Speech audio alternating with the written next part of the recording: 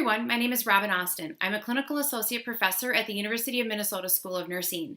I'm excited to share with you an upcoming event, the Integrative Nursing Research PreConference, being held May 22nd, 2019 in Galway, Ireland. This is the day prior to the third International Integrative Nursing Symposium. We're really excited to be bringing this pre-conference to the International Symposium as an opportunity to bring together international scholars and practicing nurses to talk about integrative nursing principles in action and also the current state of the science of integrative nursing research. We see this as an opportunity to do a deep dive into conversations related to integrative nursing, where we think the field is currently today, and also potentially co-creating a vision for the future going forward.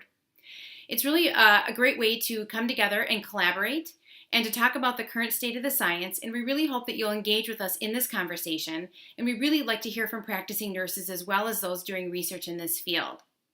We're really excited about the pre-conference again being held May 22nd, 2019 in Galway, Ireland, a day prior to the International Integrative Nursing Symposium.